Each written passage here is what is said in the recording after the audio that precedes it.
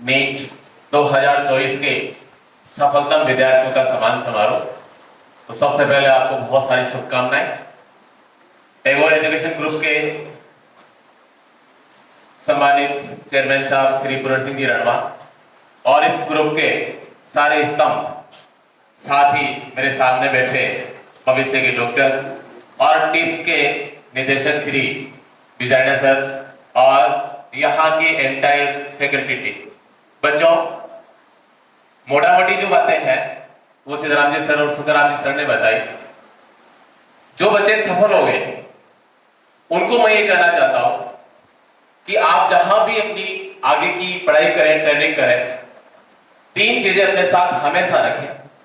सबसे पहली बात, आप जिन संस्कारों में बड़े हुए हैं, पढ़ाई की है, आप उन संस्कारों को साथ रखें। क्यों?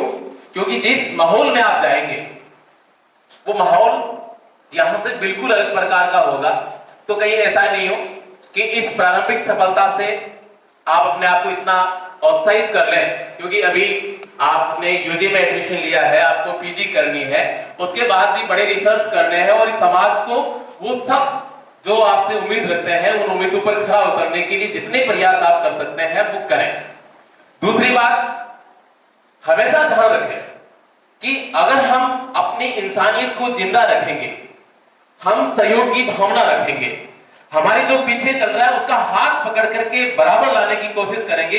अभी एक बच्चा कह रहा था कि मैं सर्वाधिक मोटिवेट अपने मित्रों से होता था, तो मुझे बहुत अच्छा लगा।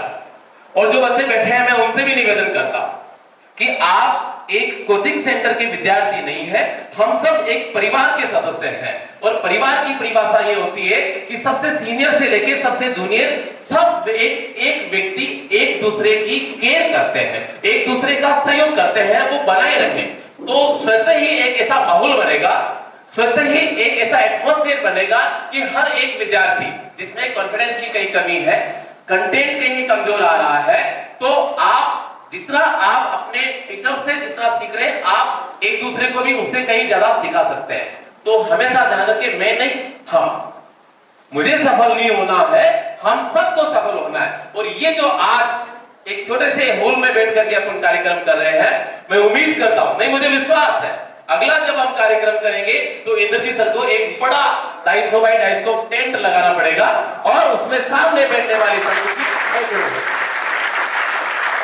लेकिन ये तब संभव है जब इसको हम परिवार समझे। अभी सर एंकरिंग के समय कह रहे थे कि हर एक चौथा बच्चा मेडिकल कॉलेज में अपनी सीट रिजर्व करवा चुका है। तो यहाँ की मेहनत, यहाँ का सिस्टम, यहाँ कंटेंट देने की जो प्रक्रिया है, यहाँ केयरिंग का जो माहौल है, वो आप सबके समझ में आ गया।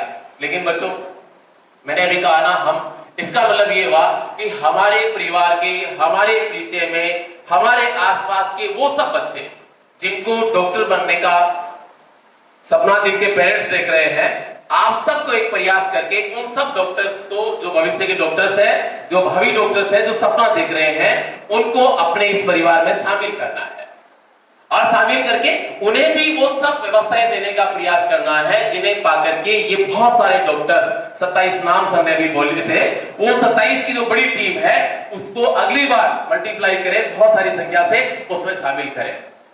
एक बात मैं और कहना चाहूंगा, जो बच्चे अब प्रिपेयर कर रहे हैं, हम किसी भी प्रतियोगी परीक्षा की तैयारी करते हैं तो उसका एक सिस्टम होता है। वैसे आपके टीचर्स आपको बहुत बताते हैं, हमें अपने कंटेंट को जोड़ना होता है। हर विद्यार्थी की एक पहली कक्षा होती है, एक पहली बार वो क्लास में आता है, तो उसके पास बहुत सामान्य सा ज्ञान होता है। हमेशा ध्यान रखें, क्लास जब आपके एक दिन की पूरी हो तो आपको सेल्फ एनालिसिस ये करना है कि मैंने आज की कक्षा में मेरे नॉलेज में जोड़ा क्या है। एक बेटी ने कहा कि तुलनात्मक दृष्टि से पढ़े, आपका जो पेपर है उस पेपर को आप रखें, रखने के बाद ये समझे कि इस पेपर में दिए गए जो क्वेश्चंस है वो जिस कंटेंट में से आया है उस कंटेंट के और संभावित क्वेश्चन कितने बनते हैं, वो आप सबको सेल्फ तैयार करना है। दूसरी बात, जब आप कंटेंट तैयार करेंगे, क्वेश्चन सोल्व करेंगे, कई प्रकार की प्रॉब्लम्स आएगी, तो एक बड़ी फैकल्टी टीम आपके पास है, आप उनसे डिस्कस करेंगे। जितना ज्यादा कंटेंट और प्रॉब्लम्स को आप डिस्कस करेंगे उतने ही आपकी सफलता का रेशियो बढ़ता जाएगा। और जब भी आपको लगे कि मैं बार बार प्रयास करने के बाद भी जितना करना चाहिए, नहीं कर पा रहा हूं, तो दो चीजें याद करना। आप जब पहली बार अपने घर से इस इंस्टीट्यूट के लिए निकले थे, तो आपके माता पिता के आंखों में जो सपना था कि मेरा बेटा, मेरी बिटिया, आज मैं इस इंस्टीट्यूट में एडमिशन इसलिए दिला रहा हूं कि वो भविष्य का डॉक्टर बनेगा, उस बात को जरूर याद करना। आप अगर अपने माँ बाप की छवि हमेशा अपनी आंखों में रखेंगे, तो इससे बड़ा आशीर्वाद आपके लिए नहीं है। सबको भूल जाना, आप बड़े जो बैठे हैं बड़े डॉक्टर्स बन जाएंगे, हो सकता है आप हमें भूल जाए, इंस्टीट्यूट को भूल जाए, टीचर्स को भूल जाए, लेकिन याद रखना अपने माता पिता को, जिनकी बदौलत आप यहाँ आए, जिनकी बदौलत आप मेडिकल कॉलेज में जा रहे हैं, जिनकी बदौलत आप बड़े पीजी के कोर्सेज करके बड़े डॉक्टर्स बनेंगे, आप उनका साथ कभी मत छोड़ना। किसी भी परिस्थिति में माँ बाप की सेवा को मत भूल जाना, वरना पैसा, प्रोफेशन, नाम, ये सब बहुत छोटी चीजें हो जाएगी। इसलिए मैंने सबसे पहले अपनी बात संस्कार से शुरू की थी। फिर ये बच्चे, पहला काम कंटेंट पे काम करना है। दूसरा, जब भी आपको लगे मैं डिमोलाइज हो रहा हूं, तो कुछ ऐसी चीजें अपने पास रखे कि हमें अपनी बातों को अंदर नहीं रखना। आपके पास इंद्रजीत सर जैसे मोटिवेट करने वाले लोग हैं, आप अपने मन में जो कुछ चल रहा है, जो किसी प्रकार की गलतफहमी आ गई है, आप सर के सामने ये करते हैं कि मेरे सामने ये समस्याएं हैं, मुझे दिख नहीं रहा है, समझ नहीं आ रहा है, सर आपको मार्गदर्शित करेंगे। एक सेकंड में आपने जिस बात को लेके 10 दिन तक डिप्रेशन में रहे, उस डिप्रेशन का समाधान सर 10 सेकंड में कर देंगे। तो डिप्रेशन दिमाग में नहीं रखना है। तीसरी बात, जो सब लोग बैठे उनको मैं ये कहना चाहता हूं, ये जो बैठे हैं बच्चे, ये आज हमें चेहरे जो दिख रहे हैं, इसके पीछे बहुत बड़ी मेहनत है।